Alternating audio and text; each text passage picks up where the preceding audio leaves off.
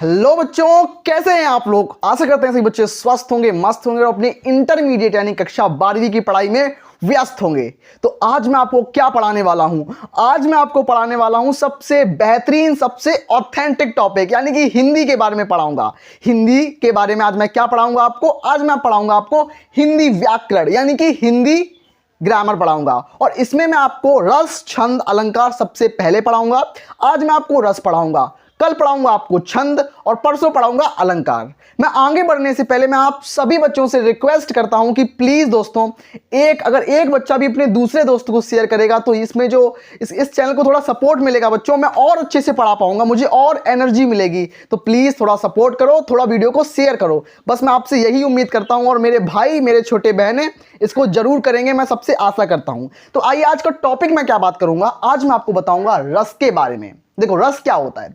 रस क्या होता है, सबसे पहले आप देखो, आप अगर YouTube पे शॉर्ट्स वीडियो देखते हो या YouTube पे आप कॉमेडी देखते हो या आप Instagram की रील्स चलाते हो तो वहां पर आपको क्या होता है? वहां पर आपको आनंद आता है। क्या आता है? आनंद। तो आनंद की प्राप्ति होना मतलब किसी कविता को पढ़ने अथवा नाटक को देखने अथवा फोन को चलाने अथवा रील को देखने पर, शॉर्ट वीडियो को देखने पर जिस आनंद की अनुभूति होती है, एक एंजॉय होता है, एंजॉय वाली फीलिंग आती है, उसको बोलते हैं रस। एक आनंद की अनुभूति होना रस कहलाता है। तो देखो, किसी काव्य अथवा नाटक को देखने पर जिस आनंद की प्राप्ति होती है उसे रस कहते हैं। रस मतलब एक तरीके का आनंद होता है।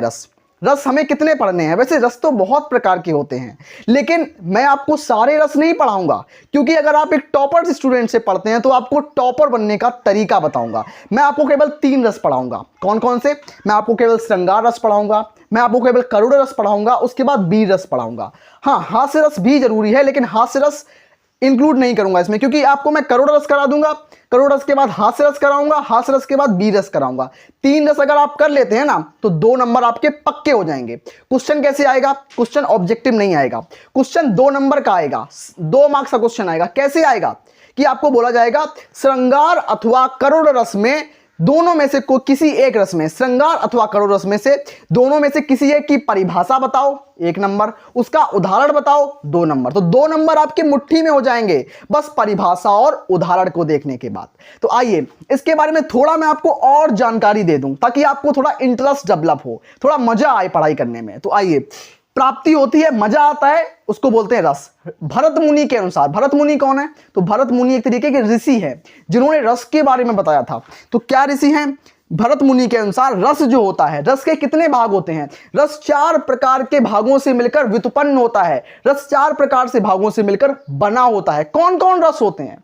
रस तो हमारे पास ऑलमोस्ट बहुत सारे रस हैं, लेकिन मैं सभी को नहीं पढ़ाऊंगा क्योंकि आपके लिए बहुत ज्यादा जरूरी नहीं है वो। आपको केवल 3 पढ़ाऊंगा और आपको बोर्ड एग्जाम्स में से कोई 2 वहां पर मिल जाएंगे। आप उन दोनों में से कोई एक करेंगे। आपको मेरे पर विश्वास करना होगा, मेरी जिम्मेदारी है आपको टॉप कराना, तो वो जिम्मेदारी मैं बिल्कुल निभा रहा हूं।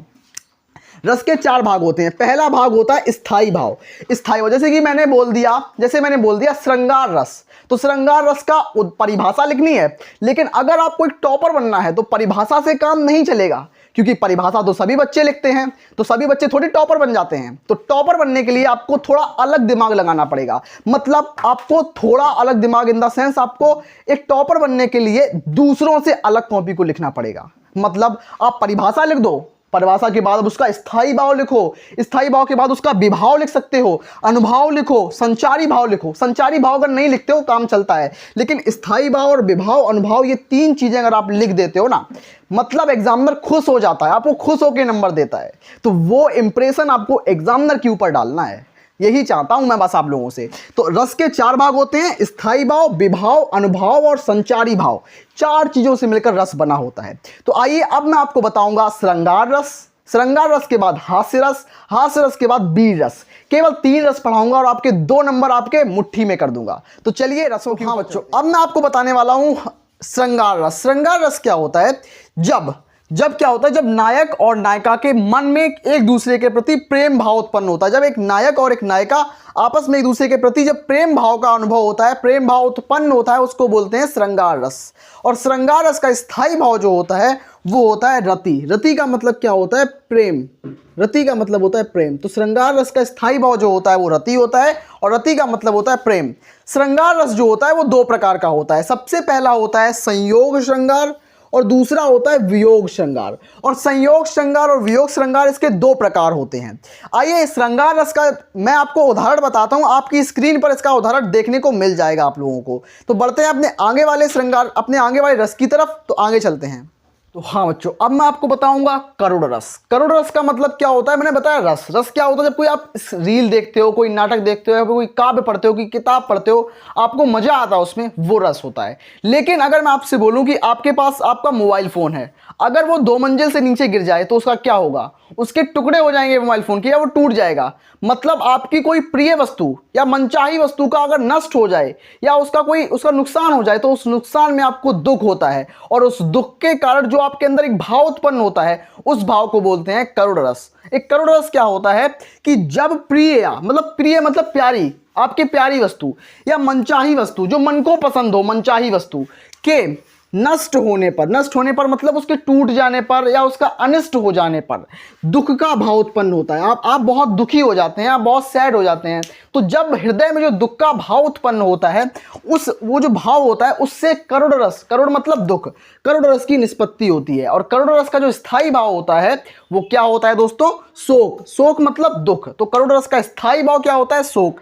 आइए इसका हम उदाहरण आपको स्क्रीन पर शो कर देते हैं, तो आप इस उदाहरण को देख लीजिए दोस्तों। आइए बढ़ते हैं वीर। तो हाँ बच्चों, अब मैं आपको बताऊंगा आपका लास्ट रस, जिसका नाम है वीर रस। वीर का मतलब वीरता, इन द सेंस आपको ब्रेवरी के ऊपर डिपेंड होता है। जब आप कोई युद्ध लड़ते हो, जब आप अपने धर्म को बचाते हो, या आप कोई नीति करते हो, या अपने देश की दुर्दशा सुधारने के लिए आपके हृदय में जो एक उत्साह का भाव उत्पन्न होता है, एक युद्ध करने का भाव उत्पन्न होता है, उससे निष्पत्ति होती है वीर रस की। तो वीर रस क्या होता है?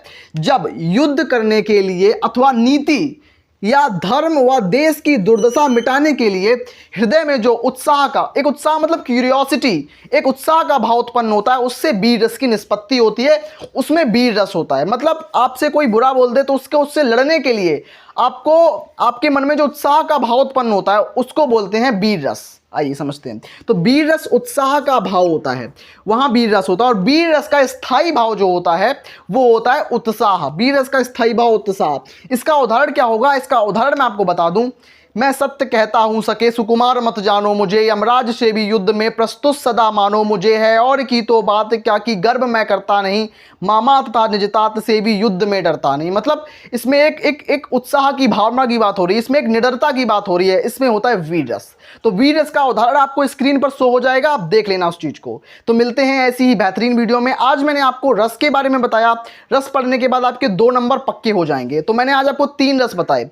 आपके बोर्ड एग्जामिनेशन में कोई 2 रस मिलेंगे, उसमें से केवल आपको 1 रस करना पड़ेगा, और 100% गारंटी के साथ यहां से मिल जाएगा। उसकी चिंता मत करो। छंद की वीडियो कल आएगी, अलंकार की वीडियो कल आएगी। तो 2-2 मार्क्स मिलकर आपके 6 नंबर यहां से काव्य सौंदर्य के तत्व यानी कि रस, छंद, अलंकार से पक्के हो जाएंगे।